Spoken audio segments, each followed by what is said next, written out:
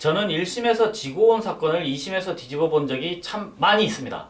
다른 변호사님보다 좀 더 많은 거 아닌가 싶긴 한데요. 1심에서 지고 온 그 의뢰인들이 하나같이 하는 말은 변호사님한테 일을 맡겼더니 변호사님이 일을 더 그르치게 했다라는 말을 하기도 합니다. 왜 이런 현상이 생길까요?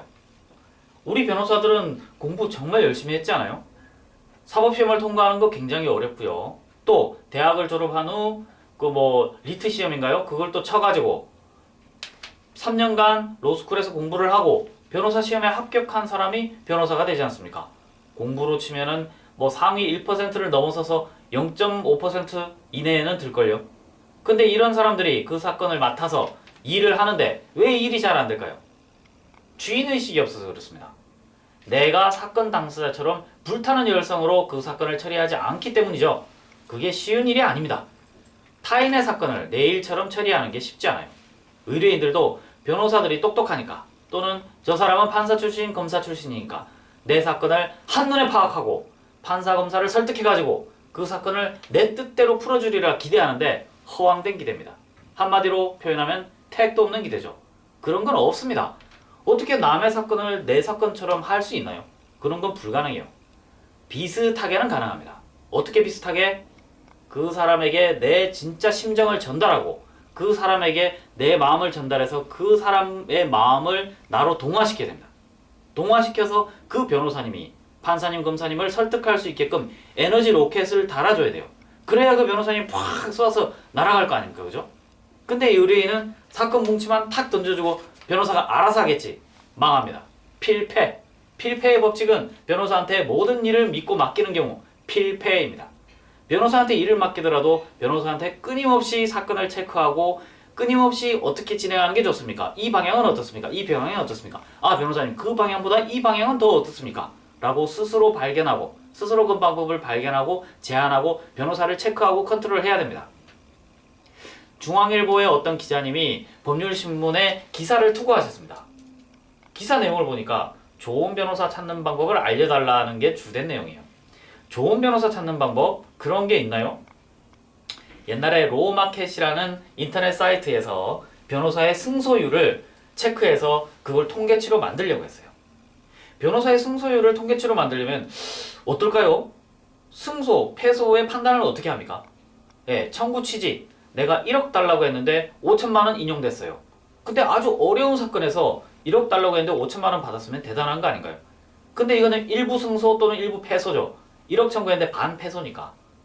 근데 그 소송의 난이도나 이런 건 체크가 안 되지 않습니까? 승소율이 가장 높은 사건이 뭔지 아세요? 카드 대금 또는 소액 대출자에 대한 대여금 청구 소송이에요. 거대 금융기업들에서 카드 대금 연체한 사람 엄청 많잖아요. 또 소액 대출자들 100만원, 200만원 대출한 사람들, 그런 사람들 나중에 판결 다 받습니다. 은행에서 유동화 전문 금융회사에 넘겨요. 채권 통째로 막 1,000억짜리, 2,000억짜리 이런 걸 넘깁니다. 그러면 1,000억짜리, 2,000억짜리지만 그 속에는 당사자가 몇 명이겠어요? 수백 명, 수천 명이 되는 거예요. 이 사람들을 상대로 소송을 합니다. 하루에 10건씩, 하루에 10건씩 10일이면 100건이죠. 100일이면 1000건이에요. 그 사건을 합니다. 그 사건 질 수 있습니까? 전부 승소예요, 전부 승소. 그걸 맡은 변호사님은 한 건당 5만원 또는 10만원을 받을 텐데요. 받고 100건 하면은 10만원만 받아도 100건 하면 얼마예요? 1000만원이죠. 그죠? 그걸 받고 하는데 승소율이 100%.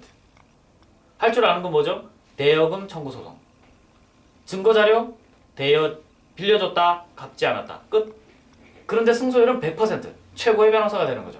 그런데 난해한 사건을 계속하는 변호사님은 승소율이 안 좋죠. 1억짜리를 5천만 원 받아도 제법 잘했는데도 이 패소자로 취급받습니다. 또 형사사건은 승소 패소를 어떻게 구분하죠? 구속된 사람을 꺼내주면 이게 승소인가요? 또 집행유예를 받아주면 이게 승소인가요? 또는 벌금을 받아주면 이게 승소인가 패소인가 이게? 이거 어렵죠? 그래서 승패율을 기준으로 어떤 변호사를 구분하는 것은 불가능한 거예요. 그래서 어떤 변호사가 좋은 변호사냐 이걸 구분하는 게 쉬운 문제가 아닙니다. 간단한 문제가 아니에요. 다만 여러분들이 정말 좋은 변호사를 택하고 싶다. 변호사를 찾아가세요.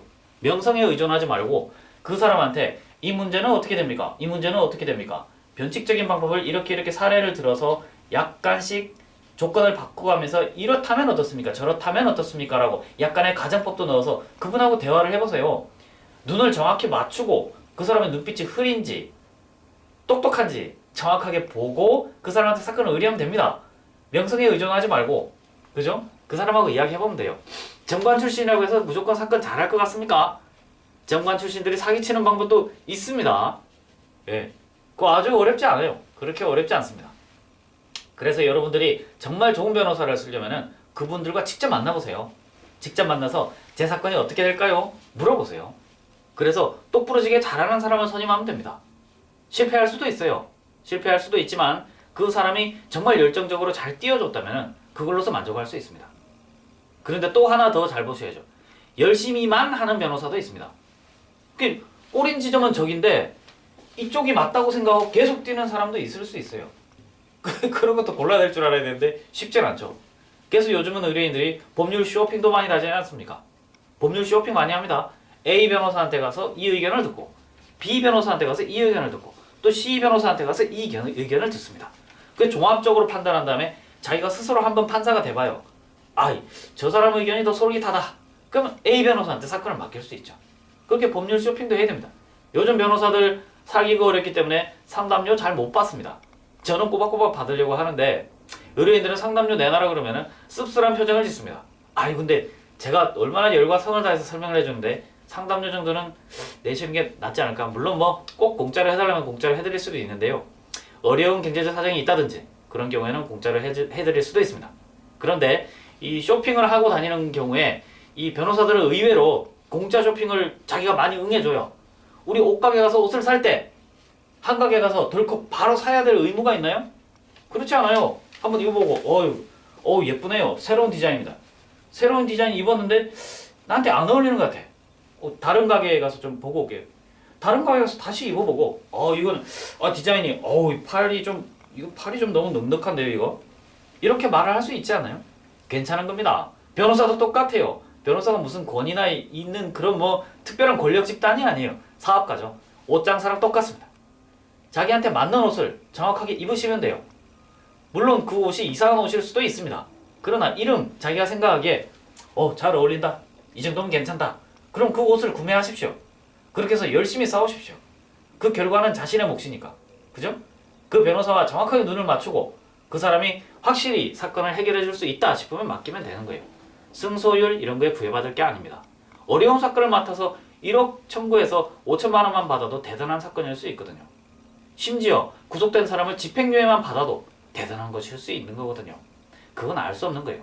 승패율에 너무 집착하다 보면은 자신이 실제 이루고자 하는 목표가 무엇인지를 망각하는 수도 생 거예요.